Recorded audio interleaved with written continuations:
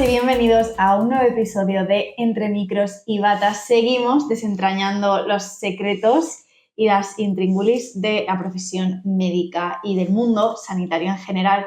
Hoy me hace especial ilusión este invitado porque se dedica a una especialidad que verdaderamente me fascina por lo completa que es la medicina interna. Él es Luis Cabeza, es doctor en medicina y jefe de servicio de medicina interna del Hospital de Linares. Y además todo esto lo combina, como otros invitados, con su actividad formativa y con la vicepresidencia de la Junta Directiva de Somimaca, aunque dentro de muy poquito va a ser presidente. Enhorabuena, Luis. Muy buenos días, muchas gracias. Gracias por la presentación, que da gusto que te alaben de esta manera. Pues la verdad es que sí, estoy muy contento. La verdad es que empiezo por esto último que me has dicho, por la Somimaca, que es la Sociedad de Madrid Castilla-La Mancha de Medicina Interna. Y la verdad es que es una cosa muy bonita, es una sociedad en la que nos basamos sobre todo en intentar fomentar la formación de residentes, conseguir becas para rotaciones externas de nuestros residentes, también favorecer la cultura de la medicina interna y la importancia de la especialidad, tanto en el ámbito de Madrid como en Castilla-La Mancha. Y bueno, pues trabajar ahí, he estado 4 años de vocal, ahora 2 años de vicepresidente y ahora pues bueno, en febrero tomo el testigo de la presidencia y bueno, espero no hacerlo demasiado mal, espero hacerlo bien. Hombre, después de tu trayectoria dentro de la sociedad, digo yo que algo sabrás de cómo funciona, ¿no? Sí, poco a poco se van sabiendo cómo van las cosillas y la verdad es que es algo muy bonito. Nos parece que se pueden hacer muchas cosas, se puede colaborar, colaboramos con universidades, colaboramos con diferentes hospitales, abrimos líneas de investigación y luego evidentemente pues bueno, organizamos nuestras reuniones, nuestros congresos. Un reto más en el que meternos, como dices que al final los médicos nos gusta siempre cada vez ir dándole una vuelta de tuerca más a cada cosa, pues tenemos la asistencia, ¿no? Que es como la base de todos nosotros. Y luego pues tenemos la docencia y tenemos la investigación, que son como las 3 patas que a los médicos siempre nos gusta estar tocando. Cada uno nos focalizamos un poquito más en una o en otra, pero siempre nos gusta picar en todos los sitios y siempre está muy bien. Yo te iba a preguntar en primer lugar cómo combinas todo esto, porque claro, vas a pasar a la presidencia de Somimaca, eres jefe de servicio, estás dando formación también, que ahora más adelante entraremos en ello, entonces tienes tiempo para dormir, para comer, para respirar. Sí, hombre, al final es, yo creo que en parte la vida, gran parte de las cosas las hacemos porque nos gusta o porque nos apasiona o porque te llena. Entonces, obviamente son trabajo y es una parte que tenemos que tener todos presente, pero la suerte que tenemos, o que yo particularmente tengo, es que me encanta lo que hago. Entonces, como me gusta mucho mi trabajo, me gusta mucho la medicina interna, me gusta mucho la formación, me gusta mucho meterme en jaleos, en jardines, en líos, como yo digo, pues al final acabas organizando de tal manera que consigues llegar a todo. Es verdad que pues, requiere un poco de sacrificio y requiere pues, quitarte alguna hora de sueño o trabajar alguna horita extra en algún momento, pero vale la pena. Bajo mi punto de vista vale la pena y lo que te digo, combinar las cosas es un poco a veces un poco arte de, como si eres un poco malabarista en algún momento, de ahí jugando con las pelotas para que no se caiga ninguna, pero al final se consigue. Sí, es que de hecho nos decías, porque estamos grabando esto a las 11 de la mañana, que salías de una guardia. Sí. O sea que bueno, si te quedas aquí dormido encima de la mesa no nos vamos a asustar. Prometo no quedarme dormido y esto viene muy al hilo que decías, ¿no? Pues cómo puedes hacer diferentes cosas, pues eso, pues hoy que estoy saliente de guardia y en el hospital tengo la mañana liberada, pues aprovecho la oportunidad de estar aquí contigo y charlar este rato, o la aprovecho para irme a un curso de formación o para dar una clase o para hacer otra cosa. Al final, pues bueno, vas cuadrando la agenda y lo haces. Es verdad que las guardias es una parte que tenemos en la profesión y que está hasta cierto punto muy metida, ¿no? en el core médico, que todos lo sabemos, y es un tema muy en boga, ¿no? Actualmente además está muy en boga a nivel noticias, a nivel ministerios, consejerías, que sí hay que cambiar el formato de guardias, que bueno, eso es un melón difícil de abrir y que desde luego aquí no vamos a poder solucionar, pero sí que es verdad que es un formato que todos los médicos, cuando empezamos a formarnos, tú ya desde los 18 años, cuando te metes en la carrera, ya sabes que vas a hacer guardias, salvo que cojas alguna especialidad concreta y que es una parte más de tu trabajo. Entonces, estás acostumbrado a convivir con ellas, evidentemente son cansadas, evidentemente son sacrificadas, obviamente, pues si te dan a elegir, prefieres dormir en tu casa. No conozco a nadie que prefiera dormir en el hospital y estar trabajando toda la noche que estar en su casa. Pero bueno, de momento las metemos como parte de nuestro día a día, de nuestra realidad como médicos, y las intentamos llevar de la mejor manera posible. Y prometo, de verdad, no dormirme en este ejército. Fenomenal. Quiero introducir una pregunta así un poco de última hora, porque justo antes de empezar a grabar nos comentabas que tú, como jefe de servicio en las guardias, más que atender pacientes, que a veces también atiendes pues, urgencias que sucedan a nivel del equipo, ¿no? Uh-huh. De toda índole. Entonces, yo te iba a preguntar, realmente, ¿qué es lo que tú consideras más reto dentro de ser jefe de servicio? Si el hecho de seguir atendiendo a los pacientes, o dar un pasito más allá y encima tener que gestionar y solucionar todo lo que va sucediendo dentro del servicio, en este caso de medicina interna. Pues es muy buena pregunta, y fíjate que es una de las cosas que más me planteo, que más nos planteamos a veces, porque joder, yo no quiero dejar de ver pacientes. A mí me gusta ver pacientes, me lo paso bien atendiéndolos en la consulta, viéndolos en la planta de hospitalización, porque realmente cuando tú haces medicina, ¿no? Cuando tú inicialmente de niño, yo siempre desde pequeño he querido ser médico, pues desde pequeño cuando quería ser médico, evidentemente no me imaginaba la medicina organizando plantillas. Me imaginaba viendo pacientes, viendo enfermos, hablando con ellos, ayudándoles en sus problemas. Entonces, esa parte, desde luego, no la quiero dejar. Es una parte que me encanta y que quiero seguir manteniendo. Obviamente, cuando asumes un puesto, una jefatura de servicio en un hospital, o una jefatura de sección, o un cargo de gestión en cualquier índole, tienes que empezar a darte cuenta de que no solamente eres médico y tienes que ver a tus pacientes, sino que también parte de tu trabajo es cuidar de tu equipo, de tus servicios, de tus residentes si eres tutor, de los facultativos de tu hospital si eres el director médico, de todo el hospital si eres el gerente. Es decir, tienes que enfocar tu pasión de cuidar, pero en otro sentido. Entonces, la parte de gestión y de organización del servicio y de intentar conseguir optimizar todos nuestros procesos, conseguir que la organización haga que el trabajo sea más cómodo, conseguir que la gente se sienta confortable en el trabajo, que esté a gusto, que quiera trabajar en ese servicio. Me parece que también es un reto muy interesante y muy importante de conseguir. Yo siempre digo que al final todo depende de las personas, ¿no? Y al final, cuando tú vas a trabajar y estás contento con tu trabajo, no solamente tiene que ver con tu trabajo, tiene que ver con la gente con la que te sientas al lado del trabajo, con cómo te tratan los compañeros, con cómo te trata tu jefe, con cómo te trata la institución.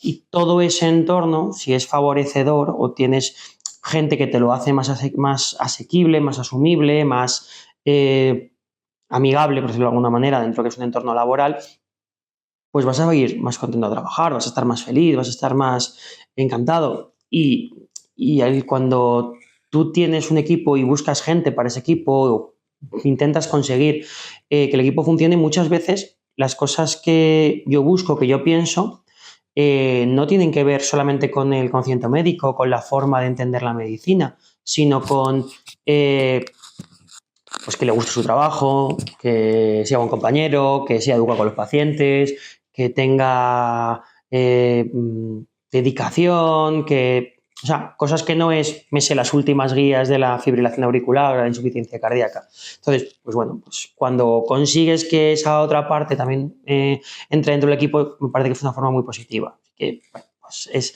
es un cambio de chip, es un cambio de rol respecto a lo que haces solamente cuando atiendes pacientes, pero creo que se puede combinar con seguir viéndolos. Uh-huh. No, desde luego, o sea, es doble reto, pues por lo que decíamos, porque al final crear ese ambiente de trabajo que favorezca que todo el mundo esté a gusto y que trabaje de la mayor manera posible, más ya la responsabilidad que es tratar a pacientes, a mí desde luego me parece admirable, porque claro, pues lo que decías, ¿no? En un primer momento tú te dedicas a ser médico y piensas que vas a estar viendo pacientes. Y a eso le añades una responsabilidad añadida y desde luego, pues lo que te digo, me parece verdaderamente admirable. O sea, no es moco de pavo, desde luego. Te iba a preguntar un poco más sobre tu especialidad. que a mí particularmente me parece de las más interesantes, sin desmerecer a las otras, por supuesto, pero es que la veo tan completa y que abarca tantos frentes y requiere saber un poquito de tantas cosas, que me gustaría que me contases un poquito más sobre por qué la elegiste, que supongo que todo esto tendrá que ver, y cómo has visto evolucionar la especialidad desde que comenzaste a ejercer hasta el momento actual. Bueno, yo soy un convencido de la medicina interna. O sea, voy a intentar hacer long story short, porque es que me puedo pasar hablando de esto muchísimo tiempo, porque soy un absoluto convencido de la especialidad y del valor del internista para que el sistema en general funcione, para que un hospital funcione. O sea, yo creo que el valor que tiene el internista radica en la versatilidad. ¿Vale? Los internistas, como dices tú, tenemos esa capacidad de ver al paciente de forma global, de verlo de forma transversal. Existen varias especialidades transversales, es evidente. Yo creo que hay 3 que son como muy fáciles de ver por todo el mundo. Son la medicina familiar y comunitaria, primer escalón, luego está la medicina interna y por último la medicina intensiva, los cuidados intensivos. Son 3 especialidades transversales que trabajan a 3 niveles totalmente distintos, ¿no? Medicina familiar y comunitaria tiene un enfoque más preventivo, más de salud pública, más de prevención. Medicina interna ya trabajamos solamente con pacientes con enfermedad, con patología, no nos basamos en la prevención, ya vemos pacientes con enfermedad, y la UCI evidentemente son la punta del iceberg, esos pacientes que están críticos en un momento puntual de su existencia. Entonces, el valor del internista es muy importante por esa transversalidad, porque maneja una amplia variedad de patologías, y tener una formación tan variable, tan amplia y tan transversal te hace ser tremendamente versátil, y la versatilidad se ve en situaciones quizás extraordinarias, o cuando más valor cogen situaciones extraordinarias. Todos tenemos muy reciente en la cabeza, ¿no?, la pandemia de COVID 2020, pues evidentemente patología nueva, patología desconocida, patología infecciosa, patología que estaba fuera de nuestro margen habitual. Pues bueno, ahí medicina interna dio una respuesta por su versatilidad muy importante, pero es que si nos vamos unos años atrás, nos vamos a los 80, aparición del VIH, del SIDA, patología nueva, patología importada, no se sabe muy bien cómo se transmite, cómo se trata, pues medicina interna aúna también esa capacidad de decir, oye, esta nueva enfermedad, esta nueva entidad, nos la vamos a trabajar porque somos capaces de enfocarla desde diferentes prismas, de diferentes ángulos. En esencia, un internista va a ser el que sea capaz de gestionar el 90% de los pacientes que están hospitalizados en el área médica de un hospital. Y eso te da una margen de maniobra brutal. Es obvio que un internista no va a saber tanta cardiología como un cardiólogo, obviamente, ni tanta neurología como un neurólogo, ni tanta nefrología como un nefrólogo, ni tanta neumología como un neumólogo, evidentemente. Pero va a saber mucha cardiología, mucha nefrología, mucha neurología, mucha neumología y muchas de otras especialidades o de otras muchas patologías, y va a tener esa capacidad de integrar, de no ver las cosas como compartimentos cerrados, sino de integrar, de conseguir unir todo eso en un mismo puzzle y ver la imagen total, no ver cada una de las cosas por separado. Y ahí está el gran valor del internista. No solamente vemos, claro, tú pensando esto dices, es que tú puedes ver patología, entonces ves pacientes muy complejos, con muchas enfermedades, con muchas cosas. Sí, evidentemente vemos pacientes con eso. También vemos pacientes monopatológicos con una enfermedad. Tú ves los pacientes infecciosos, los llevan los internistas. Las consultas de enfermedad de transmisión sexual, VIH, las llevan los internistas. La patología tromboembólica igual, la patología autoinmune igual. Es decir, vemos pacientes pluripatológicos y pacientes monopatológicos. Y después pasa otra cosa, y es que el peso de la medicina interna va a ir creciendo con los años, y es algo que es imposible de frenar. ¿Por qué? Por el aumento de la esperanza de vida. Nuestros pacientes tienen cada vez mayor esperanza de vida, tienen más supervivencia, y el hecho de tener más supervivencia es a costa ¿de qué? De que pues muchas veces tienes más enfermedades crónicas que no se curan, que hay que saber gestionar y que hay que saberlas ver en un conjunto. Así que cada vez el peso de la medicina interna va a ir aumentando a medida que pasen los años. Va a ser más necesario cada día que haya internistas en nuestros hospitales, que haya internistas en las consultas externas. Y la especialidad en los últimos años ha sufrido un gran cambio a mejor. La Sociedad Española de Medicina Interna a nivel nacional, con las regionales, ha conseguido generar grupos de trabajo muy potentes, favorecer la investigación, hacer que la especialidad sea más atractiva para los futuros residentes y dar un valor y un peso específico a la especialidad que quizás previamente estaba denostada. Pero en los últimos años creo que cada vez se están haciendo las cosas de forma muy adecuada y cada vez el valor del internista va creciendo con los años. Uh-huh. A mí el punto que me parece más crítico, digamos, de la medicina interna es, aparte de que realices muchas funciones, pero es el tema del diagnóstico. Y quizás lo que todos tenemos más en la cabeza, influenciados por la televisión buenamente. House, ¿no? House. Yo ahora estoy viendo una serie que se llama The Resident y el protagonista, sí. ¿La conoces? No la he visto, pero conozco la serie. El protagonista es médico internista. Entonces, ¿realmente sentís esa presión a la hora de realizar un diagnóstico? Porque, claro, es un tema muy delicado. Del diagnóstico que vosotros realicéis dependen el tratamiento, derivarlo a X especialista, por lo menos la concepción que tengo yo como espectadora. Yo no lo pienso como una presión, sino como un reto. Es un enfoque totalmente diferente. O sea, depende de qué palabra utilices. Muchas veces las palabras dicen mucho más de lo que tenemos en la cabeza, ¿no? o inicialmente lo que podías pensar. Entonces, yo creo que si lo cambias por reto se acerca mucho más a lo que un internista piensa o lo que un internista tiene en su día. Para nosotros, diagnosticar a los pacientes, joder, que tengo un reto diagnóstico, tengo una sospecha, tengo que ver, tengo que tener esa intriga, quizás.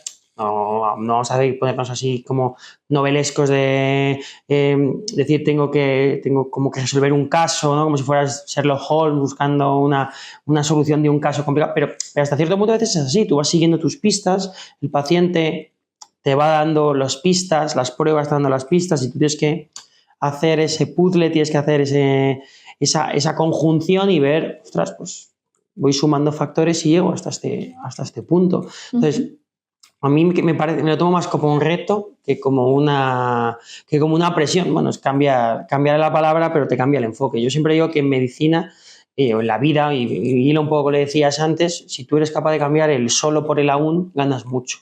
Cuando tú tienes una cosa, solo tengo 2 horas para hacer esto, pues te metes la presión extra del tiempo y dices, bueno, aún me quedan 2 horas para hacer esto, pues bueno, joder, pues acá, parece que vas como más liberado. Pues yo creo que nuestra formación nos hace que cambiemos esa presión por reto o sospecha o...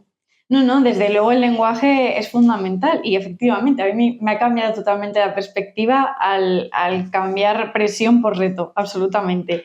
Al hilo un poco de esto que comentamos, pues hemos dicho que la medicina interna es un poco ir uniendo piezas de un puzzle. Y tú en algunas entrevistas anteriores te has mostrado a favor de la telemedicina, las citas online. Y claro, parece a priori un poco contradictorio, ¿no? Porque al final vosotros tenéis que tener en cuenta muchos factores a la hora de realizar vuestro trabajo.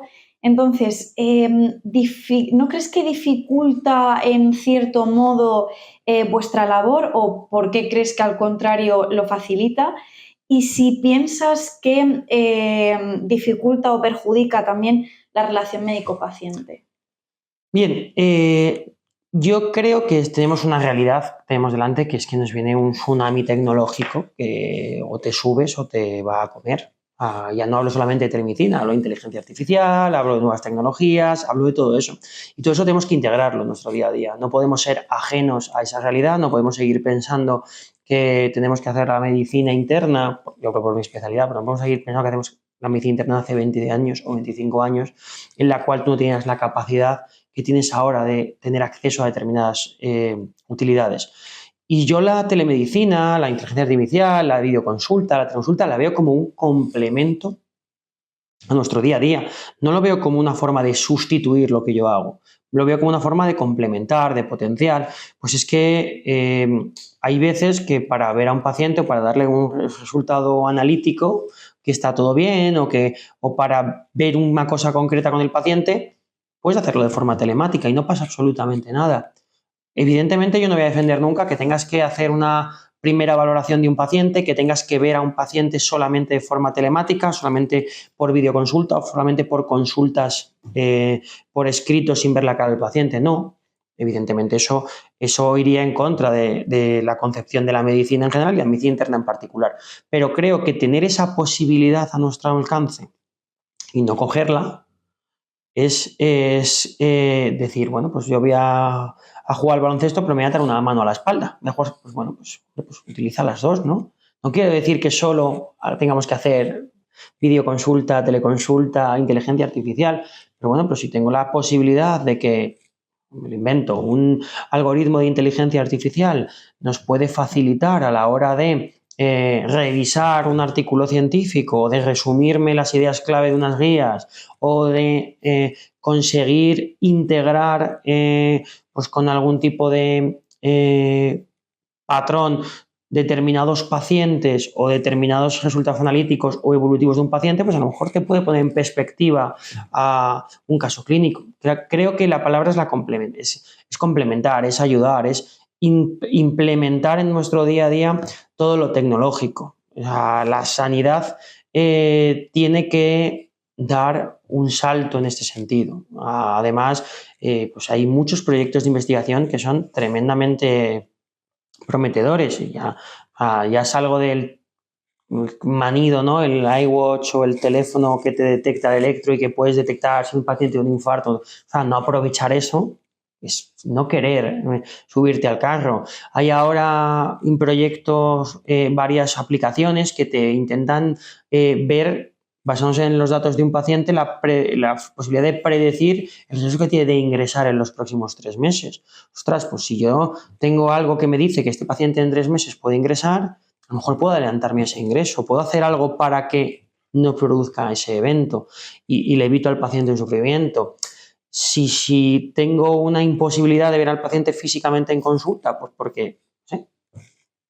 Siempre pensamos que los pacientes que vienen al hospital son pacientes ancianos, pero también tenemos pacientes de 20, 30, 40, 50 años, que a lo mejor pedirse un día para su trabajo para ir a recoger un resultado analítico le supone un trastorno personal muy grande y pues es más fácil decir, oye, mira, te llamo por teléfono, hacemos que todos tenemos un teléfono móvil con conexión a internet, oye, mira, te llamo, te hacemos una llamada, una videollamada, te cuento los resultados de tal o me cuentas tú eso que te ha pasado y lo hacemos y no tienes que perderte el día, perder 3 horas de trabajar, desplazarte o pedírtelo porque tienes que ir acompañando a un familiar. Bueno, pues si conseguimos mejorar la vida de la gente también en las cosas que no son puramente la consulta, creo que es bueno utilizarlo.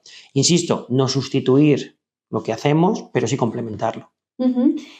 Tú que estás también en el ámbito docente, ¿crees que toda esta integración de la tecnología en la actividad médica se está abordando ya a nivel formativo o crees que todavía hace falta introducirlo tanto durante la carrera como en cursos formativos posteriores? Yo creo que se va implementando, pero de forma lenta y depende del entorno en el que te muevas. Yo, a nivel docente, me muevo en 2 entornos diferentes. Bueno, en 3, pero los residentes del hospital los voy a sacar en este sentido, porque bueno, hablamos más de marco teórico, ¿no? de formación teórica. Sí. Yo colaboro en la preparación para el examen MIR con la Academia CTO desde hace muchísimos años y soy profesor y coordinador de una asignatura y también por la vinculación con el hospital soy profesor de la Universidad Francisco de Vitoria, que es con la que está vinculada el hospital. Entonces yo creo que hay que diferenciar 2 cosas. Por un lado, mientras los alumnos que van a hacer el examen MIR sea un examen tipo test de 200 preguntas, de 4 opciones en papel y no sé qué, pues bueno, tú puedes querer hacer inteligencia artificial y que puedes querer hacer una innovación brutal, pero si el examen es un folio con preguntas tipo test, tendrás que preparar al alumno para un folio y preguntas tipo test. Porque te puedo preparar para irte a la luna, pero luego no te van a pedir eso el día que vas a jugarte la especialidad o elegir la plaza. Entonces, tienes que hacer eso, pero puedes integrar todo lo demás en la preparación, aunque tengas que mantener esa base, que es imposible de evitar, tienes que meterlo. Por ejemplo, nosotros en la academia tenemos una cosa que es muy chula, tiene que ver con inteligencia artificial, y es que cuando tú vas haciendo preguntas en la plataforma, hay una inteligencia artificial detrás que va viendo qué se te da a ti bien y qué se te da a ti mal. va generando, pues bueno, pues a Luis se le da muy mal las enfermedades infecciosas. Pues a partir de ahora le voy a poner más preguntas de enfermedades infecciosas. Y dentro de las infecciosas se le da mal este tema que cae mucho, pues le voy a poner más preguntas de ese tema que cae mucho y te vamos dirigiendo las preguntas en ese sentido. En cuanto a las clases y a la formación directa, creo que hay que ser capaz de combinar las dos cosas. Es decir, yo creo que estamos tan acostumbrados a la pantalla, tan acostumbrados a vivir con un móvil, vivir en el ordenador, en la tablet, que yo hay veces que cuando estoy con los alumnos les digo, ¿qué preferís? ¿Que hagamos una presentación tal o que pizarra en blanco, rotulador y hagamos un esquema? Y muchas veces los alumnos me dicen, no, mira, queremos un esquema en pizarra en blanco. No quiero más diapositivas, no quiero más PowerPoint, no quiero más, cuando hace años estaba de moda el Prezi, no quiero más presentaciones ultra dinámicas con vídeos integrados, que también, porque te ayudan a entender conceptos que antes no podías. O sea, poner un vídeo de cómo se hace una cirugía, pues te explica más que un señor hablando 2 horas sobre la técnica, ¿vale? Pero creo que hay que saber combinar ambas cosas. Y tanto los dos medios en los que me muevo, la Facultad de la Francisco Vitoria como la Academia, como CTO, están sabiendo integrar en ese sentido ambos aspectos. Mantener una docencia clásica sin tener esas charlas magistrales de los grandes catedráticos, con la participación del alumno, con un cambio en el paradigma de estudio, de repente con la clase preparada, más estilo anglosajón, ¿no? Te preparas la clase, venimos a la clase, debatimos en la clase sobre esta patología y entonces esa forma de hacerlo me parece que favorece mucho más la docencia médica que lo que estamos acostumbrados los que nos formamos ya hace unos años. Vale, vamos a cambiar totalmente de tercio y a pasar a un tema de rabiosa actualidad. Vale. Que siempre está bien intercambiar opiniones. Y me refiero a todo lo que está ocurriendo con la presidencia del Colegio de Médicos. Se ha anulado la candidatura de Tomás Merino, que a priori había sido el presidente electo en estas pasadas elecciones. Y lo primero que quería preguntarte es cuál es tu opinión con respecto a este tema, porque lo que alega en la Comisión de Recursos es que este presidente no cumplía con los requisitos de los estatutos. Entonces, ¿qué opinas tú en torno a esto? Bueno, como dices tú, esto es un tema de rabiosa actualidad, es delicado, es un melón, pero me parece que es un tema del que evidentemente no podemos ser ajenos. Muchas veces los médicos creemos que el colegio de médicos es algo ajeno a nosotros, es como una cosa que es obligatoria y demás, pero que hay que pagarlo porque toca, porque tienes que estar colegiado para poder ejercer, pero el colegio tiene mucha capacidad de influir para bien o para mal en tu vida como médico y como profesional. De hecho, es así que yo he intentado optar a presentarme a estas elecciones por unos aspectos, administrativos puramente o defectos de forma, podemos decirlo. Finalmente no me pude presentar. De hecho, hice una reclamación a la Comisión de Recursos, a la Junta Electoral, y bueno, no atendieron a ella. Y no me pude finalmente presentar a las elecciones. Las elecciones se celebraron aparentemente con total normalidad. Es verdad que ya había un recurso antes de que se presentaran las elecciones por parte del doctor Selles, el doctor Martínez Selles. Y yo creo que la gran sorpresa ha venido, ¿no?, por el tiempo en el que se ha dicho esto. Porque probablemente si esta decisión de la Comisión de Recursos se hubiera llevado a cabo antes de que se hubieran celebrado las elecciones, el escenario sería totalmente diferente. Claro, mira, usted no cumple o cumple los criterios para serlo. Yo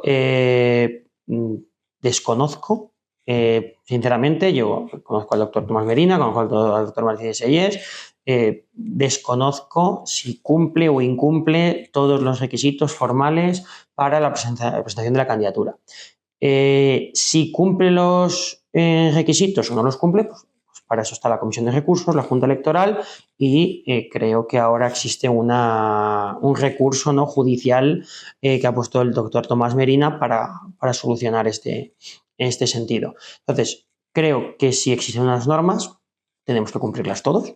Son las normas que nos hemos puesto, nos pueden gustar más, nos pueden gustar menos. Como te digo, a mí esas normas me impidieron presentarme por un tema formal a las elecciones, y entiendo que, bueno, igual que yo las tengo que cumplir, las tienen que cumplir los demás. Si el doctor Tomás Merina las cumple, pues perfecto, pues estupendo, no hay ningún problema. Si no las cumple, pues evidentemente todos tenemos que tener en ese sentido las mismas reglas de juego. El problema yo creo que ha venido en lo que te digo, en que este debate lo hemos planteado en enero del 2025, habiéndose celebrado las elecciones en diciembre del 2024, el día 17. Claro, evidentemente el día 17 de diciembre los colegiados expresaron un deseo con las opciones que tenían puestas y a lo mejor sin saber muchos de ellos que existía un recurso puesto, que existía algo detrás que podía hacer que esto sucediera. Entonces, el doctor Tomás Merina sacó un porcentaje de votos altísimo, 47% de los votantes eligieron su candidatura como la que preferían para dirimir el futuro del colegio en los próximos 4 años. Evidentemente, eso entiendo que a él y a su equipo le otorgue un cierto argumento de autoridad, porque se ve apoyado en ese sentido y creo que lo está manifestando en todas las comunicaciones que está haciendo y evidentemente puedo entender perfectamente su enfado, frustración, decepción con todo lo que está sucediendo, que es lógico y es razonable, sobre todo porque se han celebrado las elecciones. Yo creo que ahí es donde está el gran problema. Si no existe ningún tipo de problema, si no existe ningún tipo de fallo o falta por parte del doctor Tomás Merina, pues creo que esto se solucionará más pronto que tarde. Si existe algún tipo de falta de, no me sale la palabra exacta, pero por decirlo de alguna manera, requisitos para poder presentarse, pues también entiendo que se pueda alegar en ese sentido. Reconozco que, independientemente de lo que suceda, me parece que es algo que no nos viene bien a los médicos. Es algo que nos daña como colectivo, que daña a la institución, ¿vale? Porque es una situación que está poniendo en tela de juicio las elecciones, el proceso electoral, a la Junta entrante, a la Junta saliente, a la Comisión de Recursos, que es la que avala o no avala, a la Junta Electoral. Es decir, se está poniendo en tela de juicio un colegio que ya no partía de una situación de un prestigio muy significativo. Entonces, independientemente de los personalismos y de los aspectos, a mí me parece que el daño a la institución que se está haciendo es bastante importante y es la parte que personalmente más me parece que a medio y largo plazo más recordaremos. ¿Y qué te motivó a ti para presentarte, Luis? Pues sinceramente creo que tiene que ver un poco con lo que decíamos antes, ¿no? O sea, cuando tú quieres cuidar, inicialmente quieres cuidar pacientes y luego te planteas que a lo mejor también quieres cuidar a tus compañeros, quieres cuidar a otros médicos y quieres ayudar y ves que existe una posibilidad, como es el Colegio de Médicos, que se está infrautilizando, que tiene menos peso específico, que puede tener mucho más arraigo dentro de los médicos, que puede aportar mucho más a los médicos, que puede conseguir mucho más de un colectivo de 50.000 personas que formamos los médicos de la Comunidad de Madrid. Y creo que como el colegio tenía mucho más potencial del que se le estaba sacando, pues me parecía un reto, me parecía una forma de intentar, oye, vamos a intentar darle una vuelta al colegio en ese sentido, vamos a rejuvenecer un poco el colegio. La candidatura que yo intentaba liderar es una candidatura que unaba la juventud, porque éramos la candidatura más joven que nunca se había presentado al colegio, con voces expertas dentro de la candidatura, como puede ser el doctor Santiago Palacios, que tiene un bagaje espectacular. Entonces, es una situación en la que al final, pues un grupo de personas que tenemos esa inquietud, pues decidimos dar ese paso, enfrentarnos a ese reto y bueno, pues las circunstancias vinieron como vinieron y pues, por desgracia, pese a todos los intentos que hemos hecho de intentar conseguir pudiéramos presentar en su momento, pues no lo pudimos hacer. Ya cuando haya nuevas elecciones, sea cuando sea, pues ya veremos qué nos depara el futuro, si queremos y seguimos interesados en ese campo. ¿Crees que es necesario, porque has hablado de equipo joven, de rejuvenecer, ¿crees que es necesario rejuvenecer ya no solo en la institución del Colegio de Médicos, sino también a lo mejor las, vamos a decir entre comillas, altas esferas de la medicina, por ejemplo, que haya jefes de servicio más jóvenes, como es tu caso, o que haya especialistas jóvenes a los que se les dé más voz? A ver, esto es otro melón igual de peliagudo que el anterior, igual que el anterior, pero yo te diría que sí, respuesta corta sí, respuesta larga no con un pero. Entonces vamos a desarrollar las dos. Creo que hay que rejuvenecerlo, sí. Sinceramente creo que sí. Clásicamente en medicina siempre tenemos nuestra idea del maestro, ¿no? Tú como médico, claro, tienes un bagaje y tienes un expertise en el cual tú enseñas a los siguientes. Entonces, siempre se ha tendido a que el jefe, el catedrático, el que te representa, sea el maestro, la persona más mayor, la persona más versada, más formada en ese sentido. Y eso es clásicamente como hemos funcionado y yo creo que es una cosa que es, hasta cierto punto tiene sentido y es lógica, pero creo que tenemos que ser capaces de darnos cuenta y dar una vuelta en ese sentido. Y yo pongo muchos ejemplos a raíz de eso. O sea, muchas veces cuesta que alguien joven relativamente, menor de 40 años o menor de 45 años, sea jefe de servicio en un hospital. Y me llama poderosamente la atención que alguien no pueda ser jefe de servicio, que cueste mucho que sea jefe de servicio de un hospital, pero sin embargo sí pueda ser presidente de una comunidad autónoma, sí pueda ser alcalde de una ciudad grande, sí pueda ser presidente de gobierno. Ahora mismo desconozco la edad de los presidentes, pero me acuerdo hace unos años cuando Pablo Casado estaba en el PP, es que la edad de Pablo Casado, cuando era líder del PP, era de 40 años. Claro, o sea, que alguien pueda aspirar a ser la presidente del gobierno o presidente de una comunidad autónoma nos parece razonable con 40 años, pero sin embargo que sea jefe de servicio de, no te decir medicina interna, de alergología, nos parece que es una cosa como que choca, o que sea presidente del colegio de médicos, hombre, no, es muy joven, para presidente o alcalde te vale, de comunidad o de ayuntamiento, pero para ser jefe de un servicio de 8 personas te parece que no está capacitado.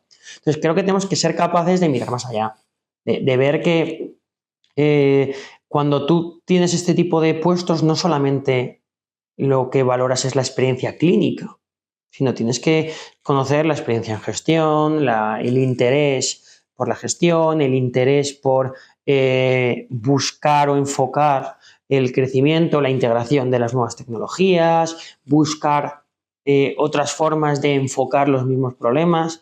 Si tú siempre enfocas los problemas desde el mismo ángulo, siempre tendrás la misma respuesta. Pues igual otra visión te puede ayudar. Entonces, creo que no debemos pasar, que también eso es muy nuestro, muy español, de pasar de calvo a 3 pelucas, de todos jefes de 65 años a todos jefes de 30 años. No, creo que hay que ser capaces de mantener un nexo y lo más importante de todos, tenemos que ser capaces de buscar la persona más capacitada para ese puesto. Independientemente si tiene 40 años, si tiene 60 años, si es catedrático o no es catedrático, si es hombre, si es mujer o si... independientemente de todo lo demás. Entonces hay que buscar las personas que quieran y estén preparadas. ¿Qué les dirías, ahora que estamos hablando de juventud, ¿no? ¿Qué les dirías a los alumnos con los que trabajas o a las futuras generaciones de médicos? Pues eso, está el patio un poco revuelto, ¿no? Y hay que dar ánimos porque es una profesión muy bonita y súper vocacional, de las más vocacionales. ¿Qué les dirías así como consejo para... Un consejo que es mitad personal, mitad profesional, ¿no? Porque creo que al final se unen una pasión intrínseca a vosotros y lo profesional. ¿Qué les dirías? ¿Qué consejo les darías? ¿Qué mensaje de ánimo? Pues mira, va muy ligado la vida personal y la vida profesional, porque tú eres médico 24 horas al día, 7 días a la semana, 365 días al año. Yo no dejo de ser médico porque salga mi trabajo. Bueno, pues tú si eres, me da igual, el trabajo que elijas, si tú eres Sí, conductor de autobuses, pues claro, cuando acabas de trabajar, si ves un autobús mal aparcado, no te levantas y lo aparcas, ¿no? Claro, yo si ahora salgo de aquí y encuentro a alguien que está mareado en la calle, pues me paro a atenderle. Entonces, tú eres médico en tu ámbito profesional y en tu ámbito laboral. A la gente que está estudiando medicina, a la gente que quiere ser médico, lo que le diría es que enhorabuena, que han elegido la profesión más bonita del mundo, que van a ser tremendamente felices, si están ejerciendo lo que quieren ejercer, ¿vale? Y esa parte vocacional entra ahí. Y después que no hay que diferenciar la vocación con, entiéndeme, que te tomen el pelo. ¿Sí? Nosotros tenemos una amplia vocación, pero evidentemente nos gusta tener unas condiciones laborales, nos gusta tener unos contratos estables, nos gusta tener... Y por todo eso hay que buscar y hay que luchar para conseguir todo ese tipo de cosas, que la vocación no está ligada con el resto de aspectos. Pero les diría que enhorabuena, que han elegido, bueno, no sé si sabiamente o no, porque cada uno en su profesión estará encantado de hacerla, pero que han elegido una profesión muy bonita en la que vas a irte a tu casa todos los días sabiendo que has ayudado a alguien y que le has ayudado de verdad, que le has solucionado un problema, que le has, si no le has podido curar, pues que le has aliviado el dolor, que le has aliviado el sufrimiento, que encima eres una persona que generalmente va a buscar el bien, ¿no? Un médico normalmente va a intentar ayudar, va a buscar esa parte positiva y que es una profesión que nunca te la acabas. Que a mí es una de las cosas que me encanta. O sea, saber que nunca voy a saber todo sobre, ya no te digo sobre la medicina, sobre mi especialidad, me parece precioso. O sea, saber que dentro de 5 años voy a tener cosas que aprender, dentro de 10 voy a tener cosas que aprender y dentro de 30 años voy a seguir teniendo cosas que aprender, me parece algo muy bonito, que va a hacer que nunca te canses porque siempre tienes cosas nuevas que hacer, cosas nuevas que aprender, cosas nuevas que implementar. Cada paciente te va a aportar una cosa diferente. Entonces, creo que es una profesión tan sumamente completa, es un estilo de vida, más que una profesión tan sumamente completo, que yo les daría la enhorabuena, les diría que alegría me da tenerlos ahí. Y cuando les veo tanto en las clases de preparación del MIR como les veo en la facultad, se lo digo. Digo, joder, enhorabuena, habéis elegido lo mejor, lo más bonito que vais a hacer. Entonces, pues yo encantado. Yo no tengo hijos, pues si tuviera hijos me encantaría que si fueran médicos. Uh-huh. Para terminar con la entrevista, ya que hemos mencionado 2 series, que son la de House y The Resident, quería preguntarte cuál es el mito que más tienes que desmontar o lo que más te choca de ver estos programas de televisión, series o incluso gente que te venga a la consulta. ¿Qué es lo que más tienes que derribar de tu especialidad o simplemente del ejercicio de la profesión? A ver, quiero decir, hay tantas cosas que podríamos meter aquí. Lo sé, o sea, lo sé. Y eso que parece que últimamente las series pues no tienen algún consejero dentro de la serie para guiones y tal, que es médico, sanitario y tal. Pero hay algunas cosas que claman al cielo. ¿Alguna que te haya llamado especialmente pues, la atención? A ver, claro, hay cosas que son muy del ámbito médico, pero tú a lo mejor es una serie y ves ahí unos monitores y ves al paciente que está moribundo, tú ves el monitor y dices, pues si el monitor está normal, este señor está como estoy yo ahora mismo, ¿no? O sea, que decir, yo veo ese monitor y no salgo corriendo a curar a nadie, está bien. O al contrario, le ves así que le han puesto el oxígeno en lugar por la nariz, por la boca, las gafas nasales, o ves que el oncólogo que te ve en consulta y te pone la quimioterapia, te opera el cáncer de mama al mismo tiempo, que es como, no, el oncólogo no opera, el oncólogo no hace esto, o sea, y me dicen, ¿pero usted opera? Y digo, pues por su seguridad no, o sea, yo si le tengo que operar yo, va a ir muy mal la cosa, porque yo no sé operar, yo no me dedico a eso. Después también la gente, claro, se imagina que entra en un TAC con una resonancia y sale con una pegatina en la frente que pone el diagnóstico y ya, es que me han hecho un TAC, ya se sabe lo que tengo. Pues no, hay veces que el TAC sí que nos dice cosas y veces que no nos dice cosas. Entonces, ese tipo de situaciones y luego hay ya determinadas, ahora menos, porque House es una serie pues, que tuvo más apogeo hace unos años. Sí. Pues claro, que pensaban que nosotros hacíamos eso, pues ponle tal medicación y si se muere, pues si se muere ya sabemos que era no sé cuánto. No, o sea, quiero decir, no, hay una serie de... Eso es muy típico, de las series en vuestra especialidad, que empiezan a probar medicaciones claro, que digo... a probar medicaciones en plan, pues como el que dice, voy a echarle curry a la comida a ver qué tal queda. Pues no, hombre, no, ¿sabes? trabajas con la vida de la gente, entonces no dices, ponle esto a ver si le da un shock anafiláctico y casi se muere y entonces sabemos que era lo... No nos movemos así, porque, para nuestra evidentemente. Tranquilidad. Y después una cosa que yo no lo vivo, pero que todos mis amigos y compañeros cirujanos me dicen, es que si tú te fijas en las series de cirugía, las que hay cirujanos, todas las cirugías, el paciente está a punto de morirse 3 veces, hay que parar la cirugía, se pone malísimo y todos mis compañeros cirujanos dicen, si yo tuviera que vivir así todos los días del año, sería un estrés, eso te pasa de forma muy rara, muy anecdótica, pero la inmensa mayoría de las cirugías no son de ese grado de estrés, de ese grado de... Evidentemente estás operando a alguien, pero que no todas, el paciente está muerto 3/4 partes de la cirugía y hay que revivirlo 7 veces. No. Entonces, yo entiendo también que, bueno, que tienes que llevar las cosas al espectáculo para que sean atractivas, igual que me imagino que si hablamos de series de abogados, si estuviera aquí un abogado, pues diría que claro, que los juicios pues, que no son así, o cuando hay una típica serie o película que todos vemos de, no sé, me sale... ¿cómo se llama? Arma letal, una de estas, pues sí, Bruce Willis, pues él solo puede con 47, pero claro, pues igual el policía que está aquí y te dice, mira, no, esto no funciona así, no vamos con la pistola tirando tiros al primero que... Pues, pero bueno. Bueno, me das mucha tranquilidad con eso que me estás diciendo. Yo es que el otro día, fíjate, y no era ni siquiera una serie de médicos, pero vi a una embarazada que le estaban haciendo una ecografía y se oía el latido y tal, y no había niño en la ecografía. Y digo, hombre, yo no soy médico, pero qué decir, si hay un bebé o no hay un bebé ahí, se ve clarísimamente y me llama mucho la atención a veces el poco rigor, porque... Sí, bueno. Yo no sé interpretar un TAC, pero hombre, una ecografía... Claro, o sea, que ves una cabeza, hay una... Exacto. Obviamente. Pues hay fallos, pero fíjate, nosotros yo creo que muchas veces cuando vemos estas cosas, y sabes que una serie de moda y tal, pues en los grupos de WhatsApp decimos, bueno, ¿has visto la serie tal? ¿Te has dado cuenta que le ponen no sé qué y tal, cómo lo hacen? ¿O te has dado cuenta que le ponen tal antibiótico y se lo ponen por la vena y eso no se puede poner por la vena? Claro, a lo mejor eso ya son cosas muy nuestras de decir, joder, man, han puesto esto por boca y esto no se puede dar por boca, no existe por boca y le dan una pastilla para curarle no sé qué, o a este otro le han operado de la tripa cuando le han dicho que tiene... O sea, pues bueno, pero eso ya son más interno nuestro, que a lo mejor tú como espectador no te das cuenta, pues lo que digo, yo siempre pongo el ejemplo de las series de abogados. Claro, a mí me dicen, pues, según la ley de Johnson, pues será la ley de Johnson, yo no tengo ni la menor idea de en qué ley te tienes que basar para decidir eso, y a lo mejor un abogado me dice, madre mía, pero si eso es de circulación de tráfico, ¿qué me está contando estos?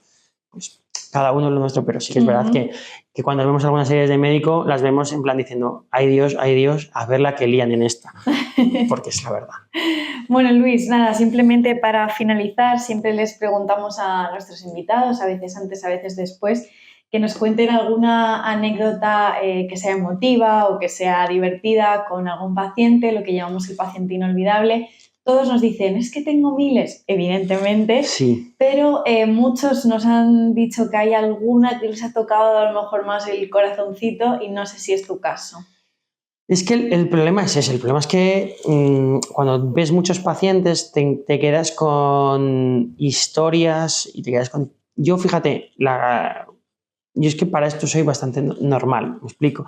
A mí lo que me llena o lo que me hace que el paciente inolvidable o inolvidables es cuando el paciente te agradece las cosas, cuando dice, doctor, muchas gracias, qué bien me ha tratado, qué bien estoy. Y muchas veces a lo mejor el paciente que está tan agradecido no es el paciente, probablemente a lo mejor tú tienes la sensación de que no es el paciente al que más tiempo le has dedicado, al que el caso clínico más complicado, ni el reto más diagnóstico más importante, sino que es un paciente que está por una infección de orina o por una neumonía o que viene a que le ajuste.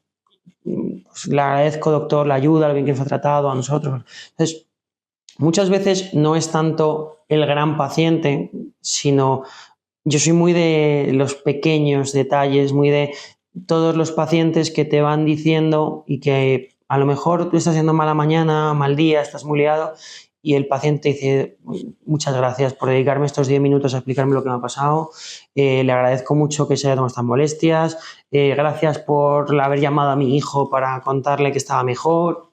Ese tipo de detalles son los que a mí igual no son grandes momentos, pero sí son pequeños momentos que van llenando, pues, como el vaso de la felicidad, ¿no? O granito de arena que nos van que a mí por lo menos me llenan mucho. Luis Cabeza, ha sido un auténtico placer tenerte con nosotros. Muchísimas gracias. Un placer para mí, encantado y feliz de estar aquí. Bueno, y a vosotros, por supuesto, también muchísimas gracias por estar al otro lado de los micros. Os esperamos en el próximo episodio de Entre Micros.